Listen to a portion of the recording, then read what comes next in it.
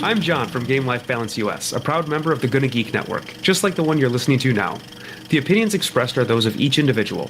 Check out all the other geeky podcasts at GonnaGeekNetwork.com. And get ready, because geekiness commences in 3, 2, 1.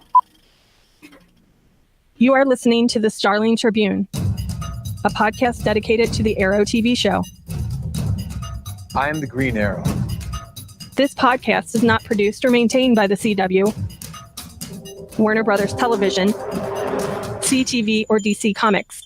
All characters, situations, and stories are the properties of Time Warner. I am the Oracle, and this is your Tribune.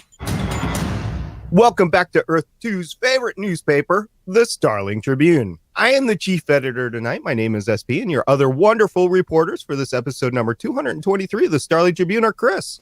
I never met an Englishman I haven't wanted to punch in the face.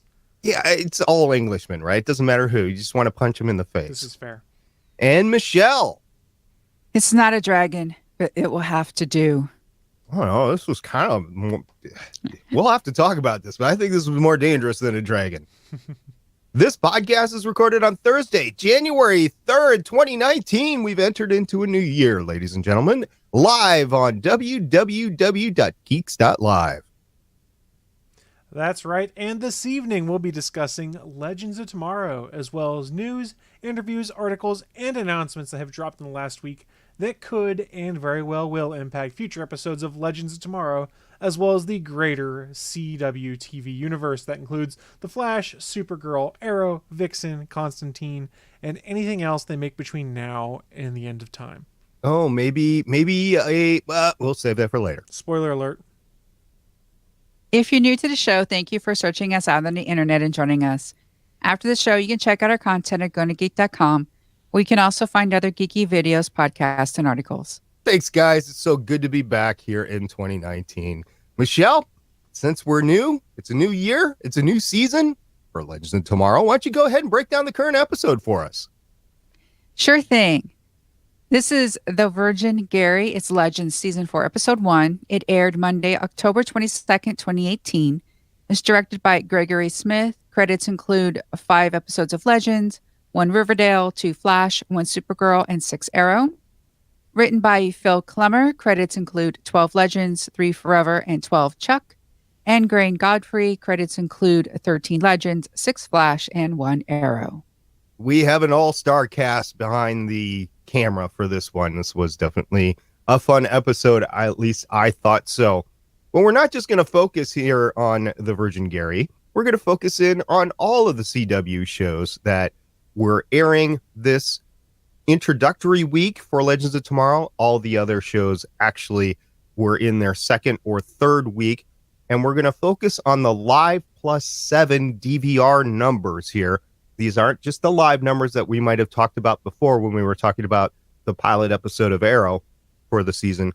These are the 7-day DVR plus live ratings. So we're going to start on Sunday, the 21st of October with Supergirl, the second episode of the 4th season, titled Fallout, to a total rating of 2.38. This is minus, by the way, at least we think, the CW app numbers, so it would even be more if you factor that in. On Monday, the 22nd of October, Arrow aired the second episode of the 7th season called The Longbow Hunters, to a total rating of 2.03. Later that night, this episode of Legends of Tomorrow aired The Virgin Gary to a total rating of 2.03. That is back-to-back 2.03s, ladies and gentlemen. On Tuesday, the 23rd of October, Flash aired the third episode of the 5th season titled The Death of Vibe, to a total rating of 3.39, winning the week. And right after that, on Tuesday, the 23rd of October, Black Lightning aired the third episode of the second season titled Master Lowry, to a total rating, losing the week for these 5 to 1.90. Guys, I was talking about this before the show with you. I think this is really respectable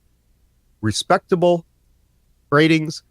And I'm happy to see them like this, the Live Plus 7 DVR rating. And Michelle, thank you very much for pulling them together so we can see those expansive numbers that I think they're making their decisions on rather than the live numbers like they used to. It's certainly less ominous than the live numbers we discussed when we talked about the longbow hunters. So it gives me a bit more of a warm fuzzy. And like SP mentioned, this probably does not include the app numbers, which I would assume help out. And I'm sure there's also an added bump from people who buy the episodes digitally, be it on Amazon, Google, Apple, whatever. I always forget that you can buy the episodes. That there are people that just buy seasons of television through those things. That's how I got Arrow this season, because Amazon had priced it incorrectly, so I got the entire current season for $1.99 on the season pass. Yeah, full disclosure, I did buy this episode of Legends of Tomorrow on Amazon in order to watch it. I bought it in HD, and I love it because I'm able to go in between computers, mobile devices, the TVs, whatever. I can have a Prime streaming app and watch it, and it'll pick right up where I left off. So I enjoy using that app when I can. Michelle, we often talk about the overall theme in terms of the title of the episode. So with the title being The Virgin Gary, what do you got for me? Well, eventually our team needs a spell, and they need a lure for our darling little unicorn. And it is our beloved Gary, who we learn is an actual virgin, even though he did a thing with Constantine. But Constantine reassured him that indeed did not deflower him, if we want to use that term, that he is still indeed a virgin. And we have our little unicorn in 1969 Woodstock. Now that I wasn't born. Now, Chris, we all know you were not alive then. I was not alive then. SP, were you alive then? It's not polite to ask a gentleman his true age, Michelle. I have already stated my age. So we all know I'm in my 40s. Chris is what? You're 30-ish? 34, I think? Yeah, I know. Chris and I are like 10 years apart. Let's just say there's a couple of people living in my house that may or may not be over 50, and we'll just leave it at that. Your son traveled through time is what you're saying, and has come back in his older That's right. form. Yeah, it's a Nora type situation on the Flash. It's great around here. So what I'm hearing here is SP is the fastest man alive. He is Barry Allen. More like Buck Rogers. Okay, I'll allow it. That works. Well, in 1969 Woodstock, for those of you who don't know, it was 3 days or 4 days? Oh, I think it turned into 4 days. It was just supposed to be a small musical event and turned into this big thing. And apparently, they did a decent job of showing it because there wasn't supposed to be that many people there. There weren't that many facilities for them. And it was a lot of people just sharing in a lot of things, including themselves. But they had to share in order to survive for those days because not everybody brought enough of anything.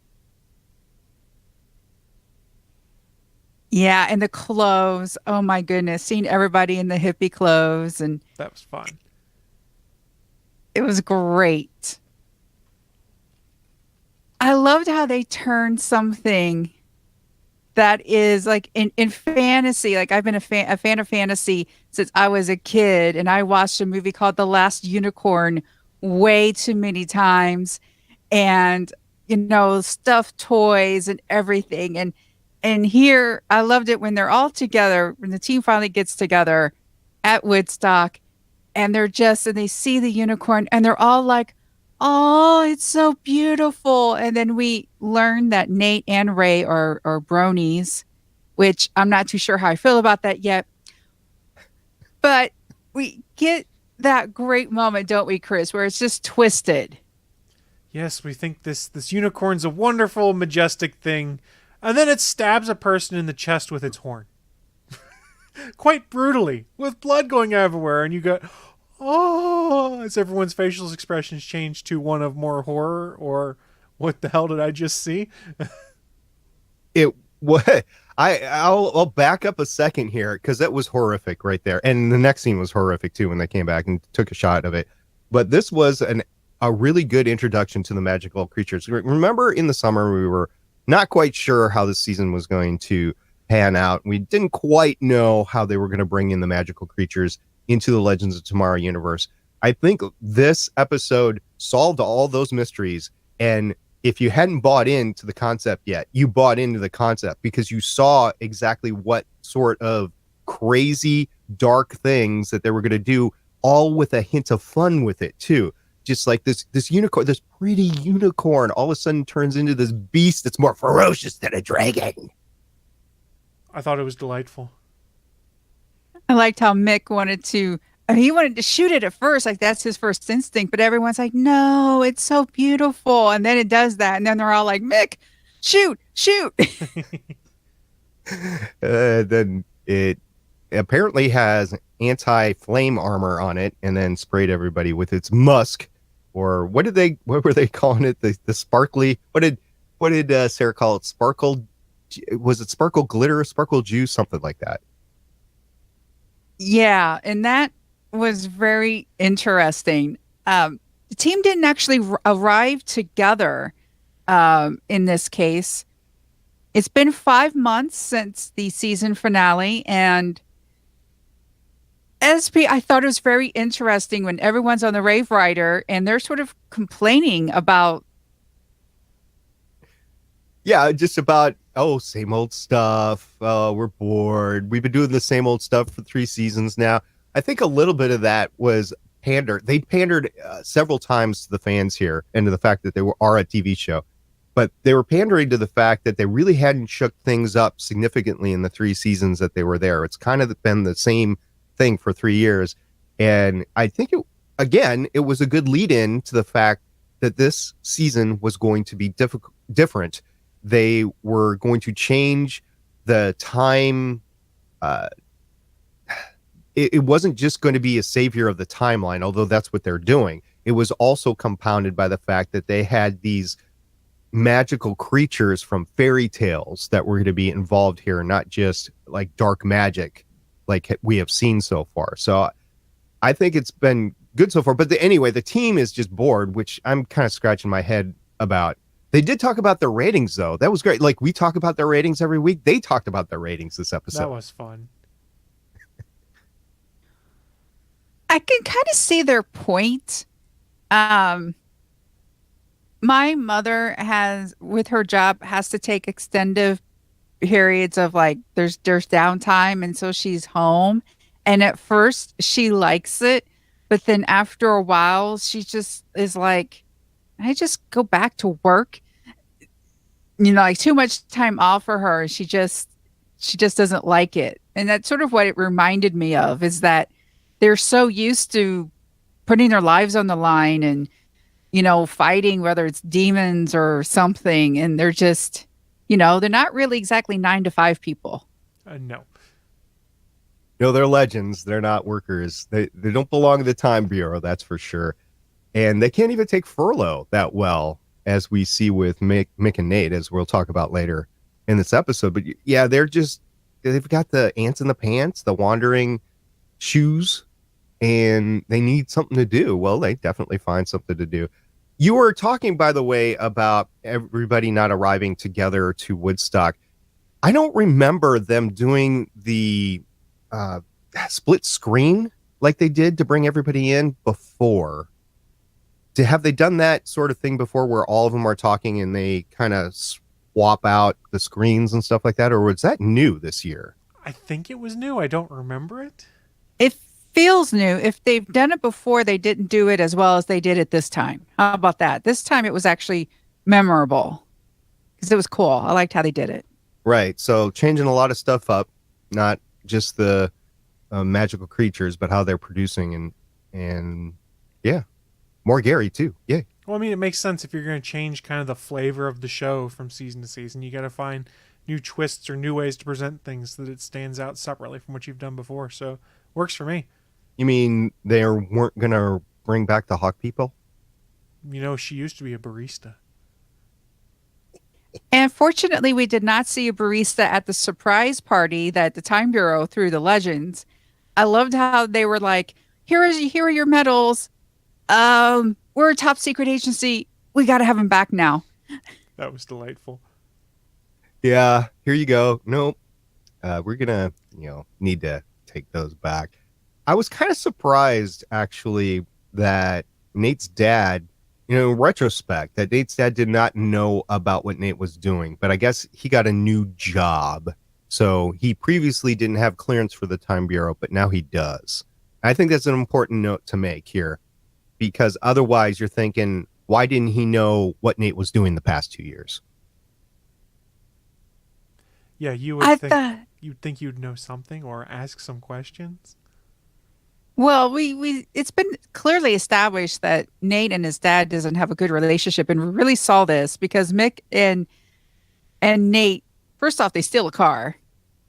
And then Nate has the bright idea of breaking into his parents' house. What an ingenious plan, right? So you want to make Mick think like he's stealing stuff, but in reality, you're just going to see the folks and they're not there. So you can pawn it off like you're actually ripping off the house. And then, he was just, if he stole anything, he of importance anyway, Nate was just going to bring it back to his parents' house. I think that was an excellent way to keep Mick out of trouble, even though he wanted to be in trouble. So kudos to Nate for doing that. Some psychology there. I loved when I saw who plays Nate's dad. What about USP? You got to make like a tree and get out of here. Biff from Back to the Future shows up as Nate's dad. This was an excellent add to the cast this year. I thought he was just going to be on and off, and quite frankly, he's not in all the episodes, but he does make a lot of appearances, and when he's on the screen, you just want to pay attention to him because he's just that screen worthy. And it's not because he was Biff, it's because he's playing this character so well. He is this contractor for the government, basically. He's coming in to do audits and make sure that the Time Bureau and the Legends stay on track. And in the process, he's almost a villain. And we'll get to that later. But I won't spoil anything for those that have not watched this season yet and you're watching along with the podcast. But there are things that he does that aren't completely open to everybody else. Yeah, I like how he has developed so far this season. And there's an upcoming episode where him and Nate really get to do something together, and it's an amazing episode. Yeah, I didn't think that was going to be so good, and it was. So I can't wait to watch it again. Chris, we learned that Mick can eat a lot of sandwiches. The dude does love his sandwiches. It's like she knew exactly what to say. Nate's mom knew exactly what to say in order to keep him there. Because that's what she was trying to do. She was trying to not have Nate leave, spend more time with Nate. And so she said, you guys like sandwiches? And they foreshadowed this over the past few years as Nate was saying, my mom makes legendary sandwiches. Remember, they were in the basement of his mom's house in that alternate universe or whatever, and they were talking about the sandwiches and stuff. So what a way to bring that back. Kudos to the writers and the producers of this show to kind of bring it all together with this season. It's been fun. And don't forget, a lot of the time when we see Mick in the kitchen of the Wave Rider, he's making a sandwich. Oh, yeah. He's all in on the sandwich, He's all about the sandwiches, guys. Hey, it's an art to make a really good sandwich. You have to have the right, meat to bun ratio. You have to make sure you don't put the lettuce on like something slippery so everything doesn't fall out. There's an art to sandwich making. So, by the way, the woman that plays the mother, Susan Hogan, she's been in a lot of stuff, including some Hallmark Holiday Channel movies. Of course. And Another Angel Gets Its Wings. Indeed. Matter of fact, she plays the mom in one of the better ones that came out this year called Time for Me to Come Home for Christmas. If you haven't seen it and you just want to have a feel-good thing with some actors from the CW and sci-fi universes, go ahead and check that out. Well, speaking of feeling good, we have Sarah and Ava still together, still going strong, being very, very cute together. I like them as a couple. Sarah is really happy that basically she thinks Constantine's wrong. Right, yeah, right, SP? Yeah, she has not seen any evidence of any additional magical creatures coming out.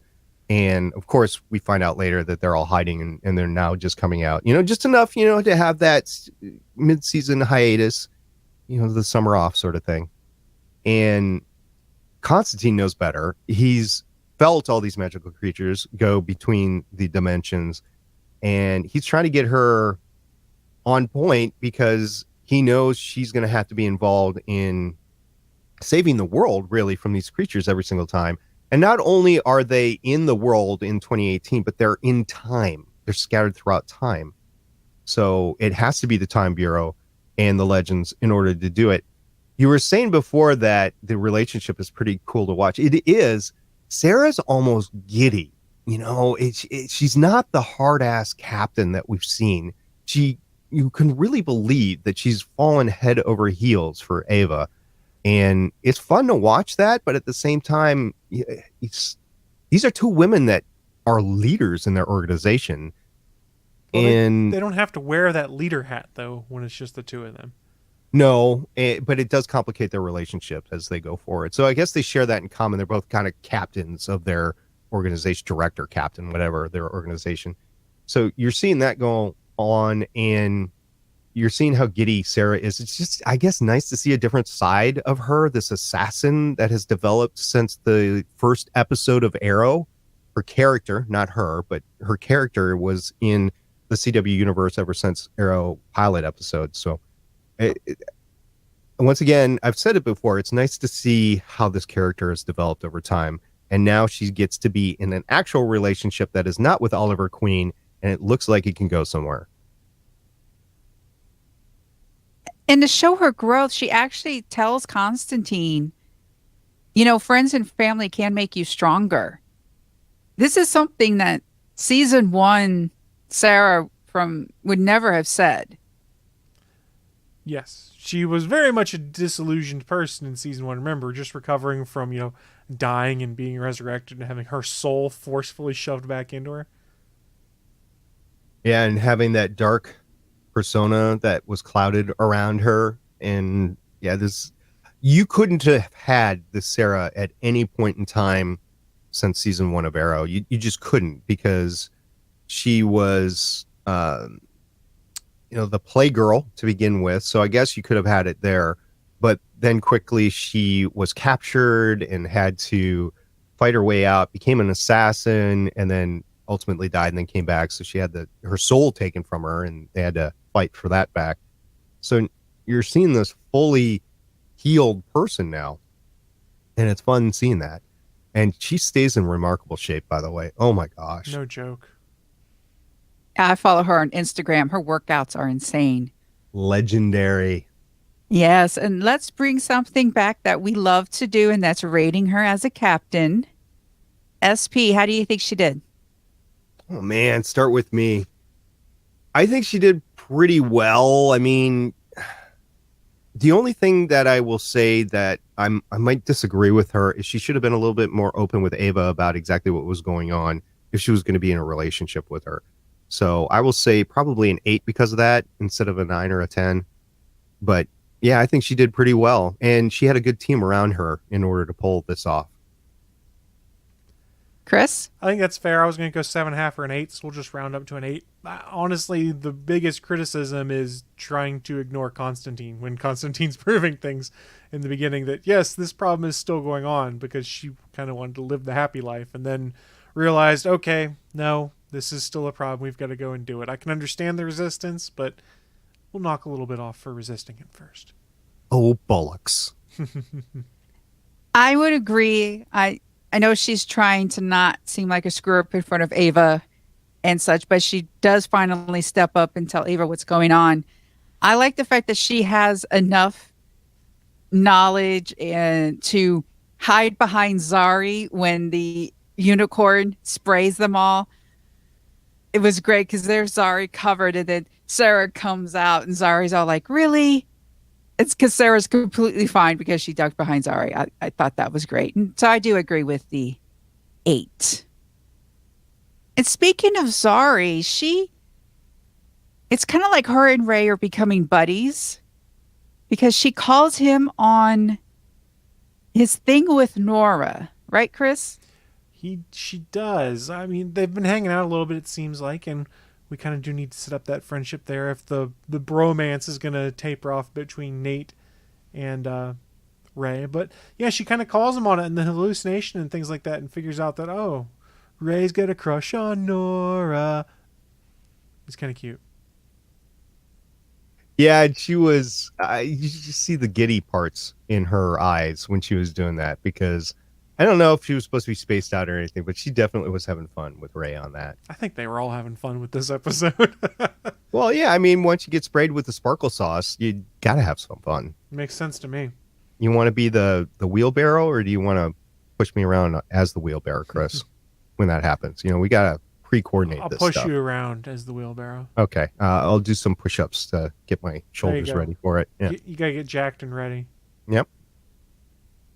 I thought it was interesting how the sparkle stuff made Nate and Mick temporary, bros, because Nate is hallucinating him as his dad, and Mick is hallucinating him as Axel. That was great seeing Axel again. Now, I thought about this after the fact and thinking, well, Mick probably would have seen his partner in crime, right? Captain Cold versus Axel. But getting Wentworth Miller back on the set for that little cameo probably wasn't going to happen. So I'm glad we got a full-sized, human-sized rat named Axel for us. That was funny. That was fantastic. Well, we actually got a lot of John Constantine because he was vital. He's the one that determined the spell, and he got all the components, the saliva from a nine-fingered man who turned it to be Jerry Garcia. I did not know about that with his fingers, him having 9 fingers. I thought that was cool. The stone from a shaman, which ended up being Jimi Hendrix. The hair from a doomed woman, which was Janis Joplin. And then, of course, we had Gary. What do you think of Constantine with the team? Chris?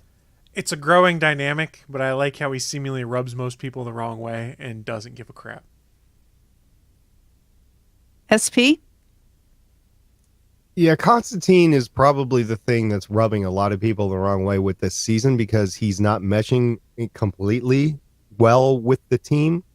You're seeing some standoffishness. That's a word that's going on. But I think it's a great dynamic to have him around, because nobody else can do what he does. He needs to be able to be the warlock. He has to do the spells. He has to really deal with all these magical creatures, because nobody on the team is really capable of doing it. You don't have Nora around right now, and which is probably the only other person that is even remotely qualified to do this sort of stuff. So if you're going to have a season with a bunch of fairy tale magical creatures that can kill everybody and rule the world, Constantine really has to come in and take care of everything. But you're seeing a broken man. You're seeing somebody that's not a team player. You're seeing somebody that is really a rogue on his own, and trying to integrate him with the team. And I think it's the biggest mismatch the teams had to date, the Hawk people notwithstanding. And that really, the Hawk people weren't really a mismatch. It was more of a just bad characters. But Annoying. yeah, Constantine is a good character. It's just interesting to see his dynamic with the rest of the team. Now, I'm having fun with it because I realize what this show is, not to take it too seriously and just have fun with it and watch what comes out of it. But other people might not have that mindset. So it's important to keep that in mind when you're watching the show. Don't take it too seriously. Have some fun when you're watching it, and really enjoy Constantine as being part of the show, because honestly, this took years to actually bring out and make happen. Not to the least of which was Matt's was a Broadway career that was ongoing that he had to stop and come back and film this stuff. So it's really a gift for fans to have Constantine back on the show. I'm enjoying it. It's really interesting seeing someone like Constantine becoming part of the Legends. You have to admit they kind of became a well-oiled machine. And I like it when you throw a cog into a well-oiled machine. Sometimes you get a very interesting dynamic. You get someone who's actually, you have to admit, Mick is still like on the, Mick is still Mick, but he's kind of gotten used to being part of the team and such. And now you've got Constantine, who's sort of being like the bull in the china shop now. And it's very interesting how it progresses. And I really hope people give him a chance. I know it won't come back again until April, which is disappointing. But I hope this gives people a chance to go back and really appreciate just what they're doing with John Constantine as being a member of the Legends. Chris, the SP? Legends, yeah, the Legends team is so unique this season because every single character is different. They have their own major thing going on. And if you take a look at the first half of the season in your minds, because we've watched the first half of the season at this point in time, there is an episode that highlights every single character. And it's been fun watching that occur. It's not just focusing on the captain or focusing on one main character. It's not just focusing on Constantine, although he's a big part of everything. Everybody's got their own journey that they're taking. And even though I had to scratch my head of a couple of the characters that we're seeing, some of which are not in this episode yet, it has been fun watching everything. So I think the producers and the writers and the actors of the show really get it, and it's really been fun to watch. That's my 2 cents on the episode and the first half of the season. So SP, anything else you want to talk about when it comes to the episode? No, I think that's it. Chris? I can't believe Gary got his nipple bitten off. It had to be brought up. It was funny. I like how they were offering to like regrow his, we'll just have Gideon regrow you a nipple. So that's something else Gideon can do is maker of clothes, fixer of the ship, maker of nipples. But Constantine is like, no, man, it's a badge of honor. Oh yeah, that Gary losing it, and Sarah's reaction too. She played it so well. She looked at him, Gary, you're bleeding a lot. It was just funny watching it happen. And yeah, it's this badge of honor. Gary he's not even a legend, right? I guess he's an interim legend as labeled in this episode, but he's been really fun to watch this half season too. Gary, fan favorite. Absolutely. He goes to a lot of cons and people just love him on stage and they love to ask him questions. He plays it up too. So again, a great fit for the show. Somebody that the fans can relate to that is not too big, to get out there and actually have a drink, an adult beverage with fans if he wants to. Anything else, Chris? I can't think of anything now. Well, the magical hunt continues next week for season 4, episode 2, Witch Hunt. It originally aired Monday, October 29, 2018. When the magical time seismograph goes off, the team finds themselves headed to the Salem witch trials. It's directed by Kevin Mock and written by Kido Shimizu and Matthew Mala.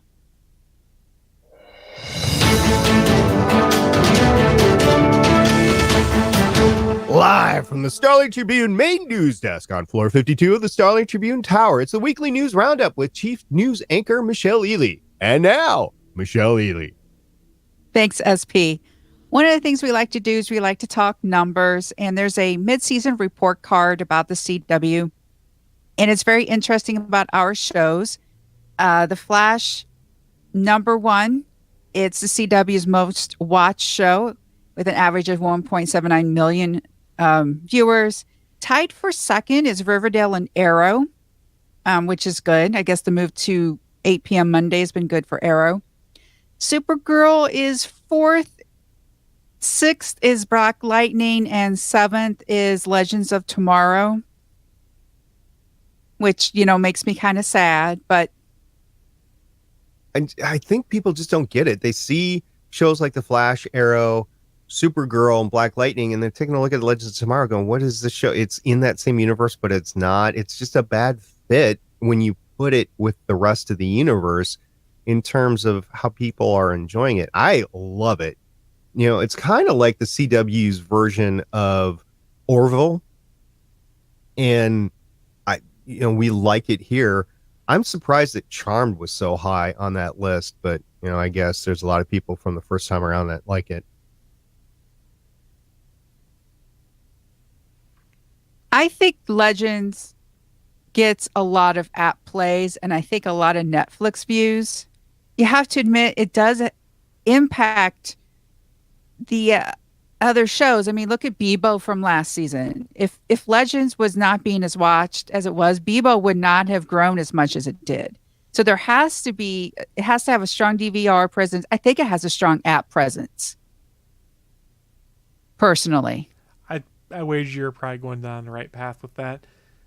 It's one of those shows you don't have to watch it in line with everything else, so it's easy to binge after the season ends also. Yeah, it's true. And we've talked about it before, if not on the show and other shows. There's just a lot of shows to watch, and I watched all of them, including Black Lightning and Legends of Tomorrow, all the way up to the crossover, because I just didn't want to miss anything. And as we saw, even Gary from Legends of Tomorrow was in the crossover. I won't say Legends of Tomorrow was in the crossover, but Gary was. And it's a lot of TV to watch. That's 5 shows. And even though they're kind of splitting them up now as we're going into the second half of the season, I have said that I'm going to drop some until next summer because I just want to have some time back in my week. And a lot of this is because we do this podcast and we want to know what's going on everywhere else.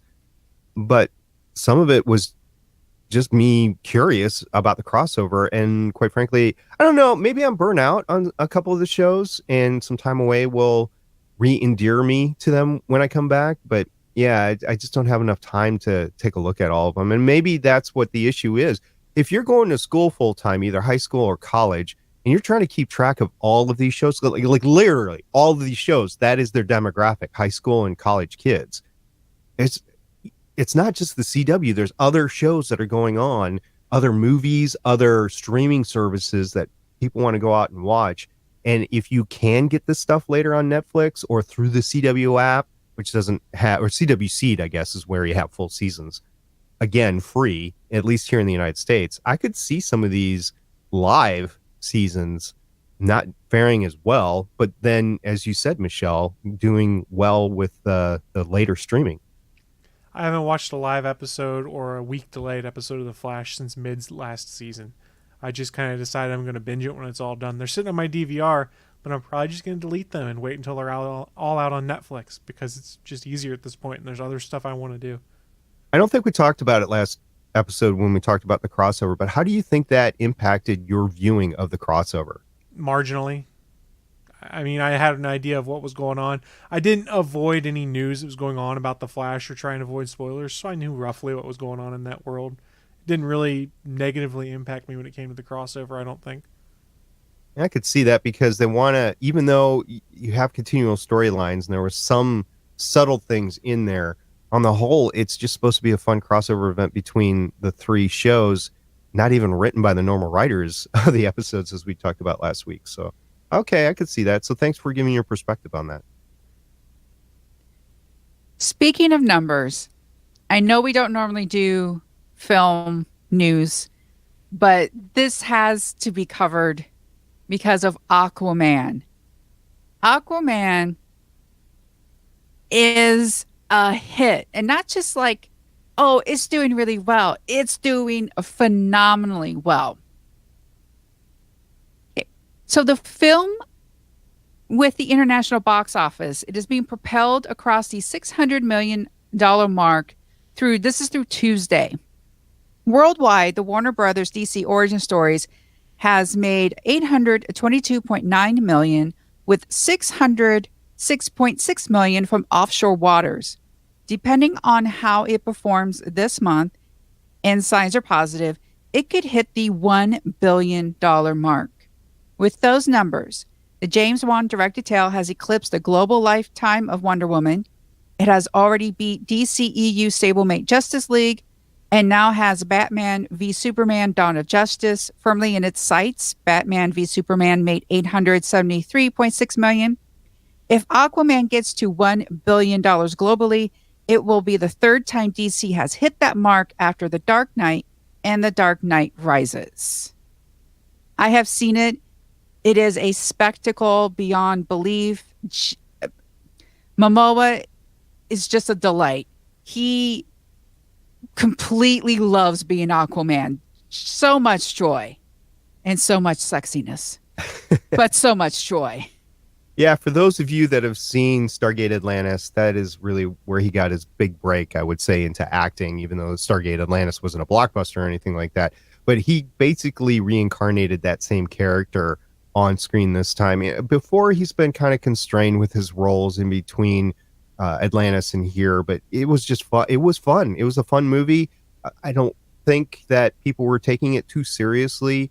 I think people just wanted to have a fun ride and not too dark as these DC movies have been. And I think both with Wonder Woman, the lighterness of Justice League, and with Aquaman, I think DC is finally getting it ingrained in their heads and their skulls that they want to make some money, make a fun movie that you want to take the family out to, versus this dark and brooding Batman stuff.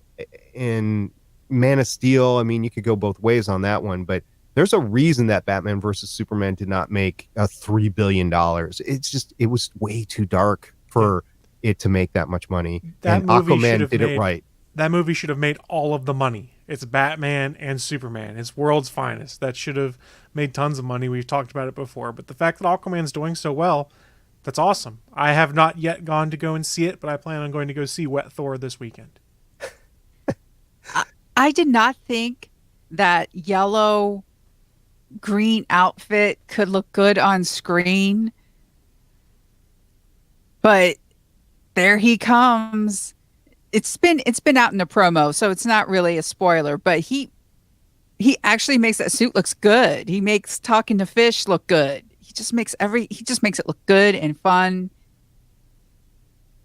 The one thing I will say about the movie, if you don't know anything about it, it does get a little bit confusing. Like, if you don't know the Aquaman universe, like, who is this? Who is that? It's not really that well explained. And when it is explained, it's after you've kind of seen some of what they're talking about. That's my one critique about the movie. But if you just want to go and have fun, it is fun. I did not see it in 3D. I heard it is spectacular in 3D. I cannot see movies in 3D with my eye, this thing that I've got going on.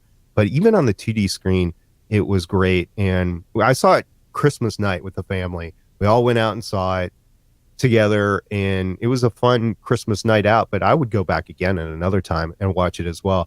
I have not seen the Spider-Man or Into the Spider-Verse or whatever, and I heard that's a fun ride too. If I was going to pick between the two, I would have probably picked Aquaman just because it's more of a stable superhero movie. But if what Chris is saying is true, you have your choice between two really good comic book holiday movies basically to go see, and Aquaman is not disappointing. I'm glad I went to see it. Into the Spider-Verse is easily in my top 5 of movies I saw this year. It is very good. But I'm biased. I mean, look, there's a Spider-Man on my microphone. So, did Thanos come by? Was there a snap? No, but there was. Was this after the snap? Was this before the snap? It did not exist. It was not connected to our universes. It was connected to the other universes in the Marvel multiverse, I guess. The Spider-Verse. I thought Thanos hit all the multiverses. Not yet. All right. That's for Infinity War 3. No, I have no idea. And Chris, you have our last news item. So it probably shouldn't surprise anyone. We all expected this to happen, but the CW has officially formalized a pilot order for Batwoman. David Nutter will be directing it. They handed a pilot order to the project starring Orange is the New Black's Ruby Rose. I prefer to say John Wick's Ruby Rose because she was awesome in that. In the title role, Rose's Batwoman debuted in last month's multi-part Arrowverse crossover Elseworlds. The CW also announced that Arrow and Flash vet David Nutter will direct the pilot. Carolyn Dries from the Vampire Diaries penned the pilot and will executive produce alongside Greg Berlanti, Sarah Schechter, and Jeff Johns. If everything goes forward as they expect, it will premiere in fall 2019. That would be fun. We speculated last episode on the next crossover because that's already been announced at the end of the Elseworlds crossovers that we just saw. I'm wondering if we'll see the pilot of Batwoman before or after, or maybe even during the crossover. I don't know. but it will be fun seeing this on screen. Really liked how they did it during the crossover, and I'm looking forward to it. The only thing in jest, I said, so are they going to do this in Gotham, or are they do it in Central City? Because in the crossover, they spent a little time in Gotham, but they went to Central City using all the Gotham characters. I was just like, what is going on here? So I don't know. CW will figure it out. I'm curious She'll where be they'll in Gotham. I'm curious where they'll shoot this show, because remember Stephen Amell talked about how cool it was to go to Chicago to do a lot of the Gotham scenes, and I wonder if they're going to repurpose Vancouver much like Supergirl did when it relocated up that way, or if they're actually going to shoot a bunch of stuff in Chicago. I could actually see him going to Toronto. That might work too. Well, that is our news for the week. Awesome. And then on our last episode, we said that we had some feedback, but because we had 3 episodes of the crossover to go over, we did not go through the feedback. Well, we're going to go through the feedback that we received this week, and this is kind of a long one. So we're going to break it up and we're going to discuss it as it goes along. So, Michelle, where did we find this feedback? Well, we found it on YouTube from pfruit0916. We appreciate your feedback, and we're going to enjoy going through this. And starts, I believe Stephen mentioned that he has signed on to do next season if the show is renewed. Considering Arrow has pretty consistently had the second highest ratings of the DC shows, and the CW execs said they have no plans to cancel any of them, I think there is a good chance we'll get a season 8. I have to disagree with the second highest ratings, because I think that actually goes to Supergirl overall over the past couple of years. If we look at the current ones that we just talked about in news, though, it was tied for second Arrow That's fair. for this season. Now, last season ratings were down. If we start looking at a longer window, perhaps that is the case. But if you look at the current outlook on shows, people are caring more about Arrow than they are Supergirl right now. Well, and then P. Fruit has mentioned that the DC shows, right? There's more on CW than the DC shows, as we talked about in the news section. You have Charmed, you have Supernatural, which is not part of the DC universe, even though it could be considered a comic book show. And you have All American, Dynasty, Crazy Ex-Girlfriend, that sort of thing. Riverdale is the big one. That's the big rating one. So you have more than the DC shows on CW. It's not the DC network, it's the CW network. So that is what our concern is that does it compete with the other shows and any new shows that the CW wants to bring on board as well? Yeah, I know. It's always interesting what they're going to do and how does Batwoman fit in, and it's going to be interesting. I mean, I think something's going to give, though. Yeah. I could see Stephen Amell's statements, even though I have not personally read them or watched them or whatever. I could see his statements post his film career, or his marginal film career, I guess, because you would think that a main character coming out of a show like this, you would either start to make it big in the movies or not. And I don't think he's made that transition well at this time, not to say he can't do it in the future. But given that, I could see him saying, yeah, I could do one more year as part of Arrow if they get a season 8. I could see that. My concern isn't necessarily Stephen Amell, but I guess that's part of it. But my concern is more of the producers of the show and where they want to take the story.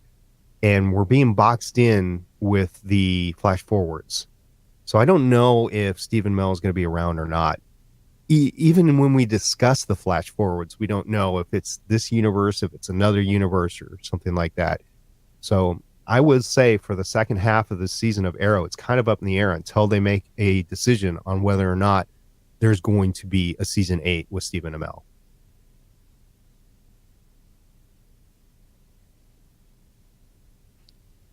So we go on. I don't trust Mayor Pollard. Vigilante went after her in season 6, and he only attacked the people he believed were corrupt.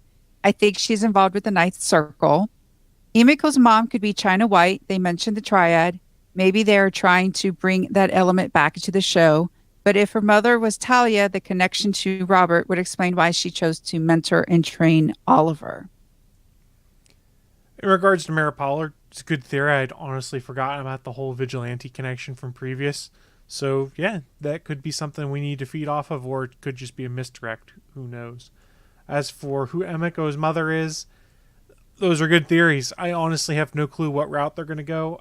I think Talia might be tougher to do, but maybe. I don't know. Yeah, with Talia being... Here's the thing. At first, I'm thinking, well, will the math add up? But you have to consider that Talia is an Al Ghul, and with the Lazarus Pit, with Roz being her dad, and we don't really know how the Lazarus Pit impacts his, genetic contribution and stuff, or if she's ever taken any part of the Lazarus Pit or anything like that, she could be a little bit older than we think. That's true. The one thing that we don't know is how Robert might have known anybody in the League of Shadows. Well, he might not have realized that they were a member of the League of Shadows if someone is sent to seduce him. Could have just or been a friend of Malcolm's who was visiting or something. Who knows? Because he was the magician then.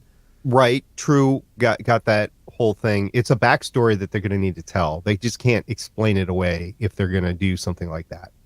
If it's just another woman off the street, that's easy to just explain. But if they're going to tie it back into the show, they're going to actually have to maybe have some flashbacks. And I know we're doing flash forwards now instead of flashbacks, but maybe we're going to get some of Robert and the rest of the Queen family when they're a lot younger. I mean, you're talking, how old is Emiko? I mean, so it's Robert's age that I'm worried about, and the rest of the Queen family that I'm worried about, not necessarily Talia, because yes, the Lazarus Pit. So Emiko's got to be 20-ish. That's what I'm thinking. I was thinking late teens, early 20s. So you'd have to de-age the actors 20 years in order to pull that off. I don't know. Maybe it's possible. Moving on, I generally can't stand Felicity infighting. I prefer when they are a united front against an outside conflict, but this time it felt earned. Oliver was naive to think his unilateral decision wouldn't affect his wife. They are both suffering from PTSD. He is withdrawn and she is obsessed with security. I don't really blame her since her home has been invaded 3 times in the last year. She should have a weapon to protect herself because basic self-defense training isn't going to help her against assassins. Ultimately, Oliver will have to do for Felicity what she has done for him many times and support her through these emotional, moral struggles. I would have to agree with that. Yeah, I don't have a disagreement with this statement here. I think my standpoint was I don't like seeing this Felicity. I don't think this Felicity is something that I want to watch. Granted, this is where things are, but I prefer the Felicity, the fun, quippy Felicity, than this vengeance-driven, security overridden Felicity. And yeah, you're right. I think she should have I've been talking about how Felicity should have done training since day one. Yeah, go back to season 2. We were talking about how she needed to learn to slap water. Right. Nice callback on the water, Chris. I do what I can. So I guess that's just my preference. I don't like this Felicity. I want to see a different Felicity on the screen. Well, I think that's where the marital conflict is coming from, right? He wants the fun, quippy Felicity, and you want the fun, quippy Felicity. But he went to prison and left her alone. I don't disagree with that part. We talked about that before, that he made the decision without talking to anybody. We actually talked about that decision last week when we were talking about the crossover, where he made a decision without talking to anybody as well. So this is a pattern now with Mr. Queen, and it's affecting people around him like Felicity. Any thoughts, Chris? The conflict between them sort of makes sense. I like how P. Fruit went and described it there, but at the same time, I think both of those characters have an unreasonable expectation that the other one shouldn't have changed. I mean, I don't know. I've said a lot in here. I think Oliver gets blamed for a lot that he doesn't always necessarily need to get blamed for. He actually does deserve some blame here for making this plan and telling no one, but at the same time, I don't think he had much choice. So they're just in an uncomfortable position they're going to have to work their way out of. Do I think we're going to return to 100% of what we had before, the fun, quippy Felicity? No, but I think we'll get elements of that back again. They're making a big play of this is a dark Felicity this season, especially with what they've been teasing in the future.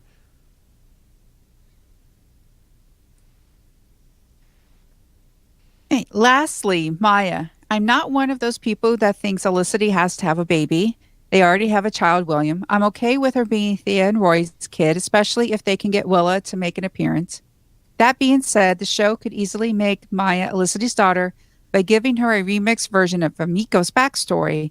If, as a baby, Maya was kidnapped and presumed dead, it would explain why William and Dinah don't recognize her. Arrow is many things, but they are not subtle. I believe the first transition was from Felicity in bed to William seeing Maya for the first time. They also had a transition from Oliver drinking scotch to Maya drinking scotch. Oliver mentioned the scroll and key, and Maya has a large key tattoo on her arm. Also, the mark of 4 has an actual black star in it. Whoever she is, I don't believe for a second that she was just some random broker. Agreed. She has significance. Otherwise, they would not have made a point in the offseason to be like, we cast Catherine McNamara or whatever in this undisclosed role that we're going to have here. This is a big deal. That should have had alarm bells going off for a lot of people. They don't like to do a lot of throwaway roles when they're screaming from the hilltops that we just cast someone. So as for who she is or the connection, yeah, who knows? We'll find out at some point. They're not going to let that secret linger for long.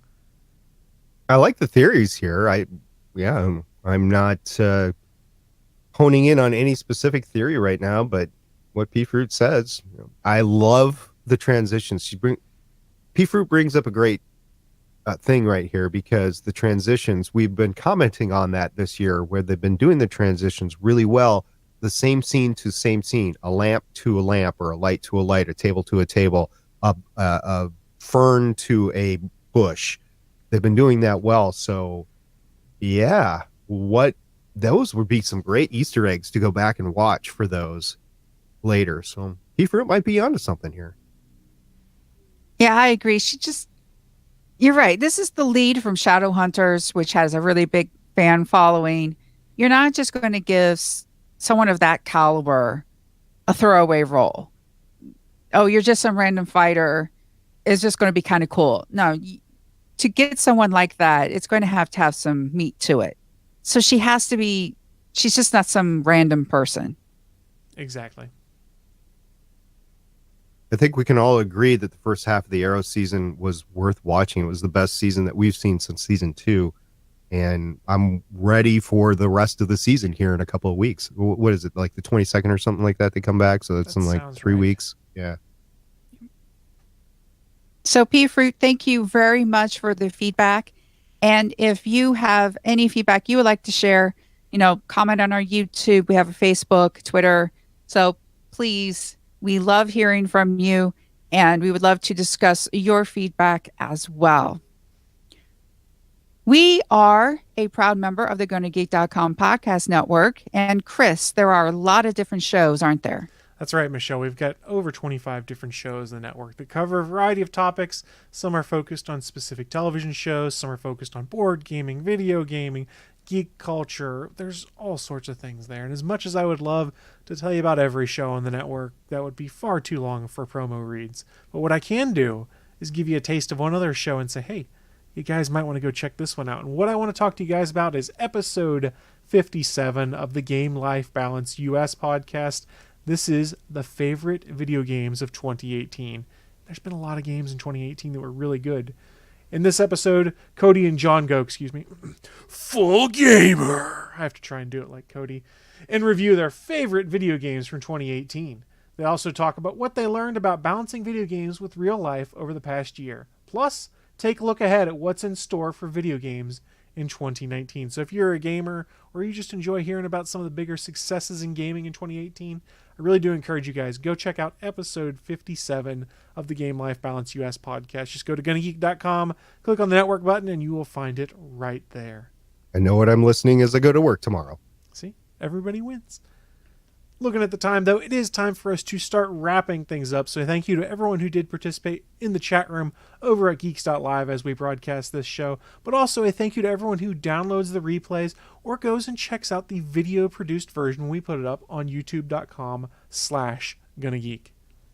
We're just coming off the holidays, and if you happen to have been given an Amazon device for a gift over the holidays, you can actually plug that sucker in and enable our podcast as a skill. All you have to say is the activation word, whichever you have chosen for your Amazon device, and say activation word, enable Starling Tribune, and it will give you full play control over our podcast.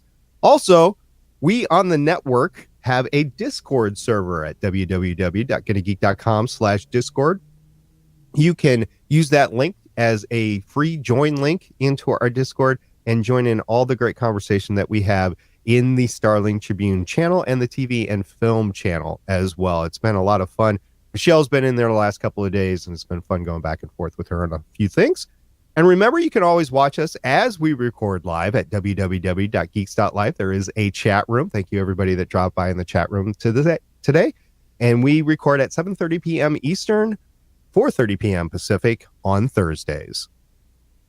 We would love to hear from you. We're the Starling Tribune on Facebook and Instagram, at Starling Tribune on Twitter, and you can call us at 612-888-CAVE. That's 612-888-2283. Well, this brings us to the end of another great episode. Any last words before we sign off? At Stargate Pioneer. Hashtag Sparkle Sauce. At the Chris Farrell. Hashtag Learn to Slap Water.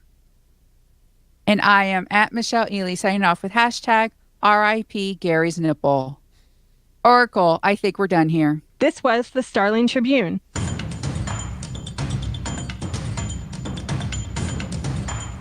You can leave us feedback at GonnaGeek.com or check out our archive at StarlingTribune.com. Visit GonnaGeek.com for more podcasts. Music by Kevin MacLeod can be found at Incompetech.com. This podcast is not produced or maintained by the CW, Warner Brothers Television, CTV, or DC Comics. All characters, stories, and situations are the property of Time Warner. No infringement is intended. We will see you for the next episode of CW's Arrow.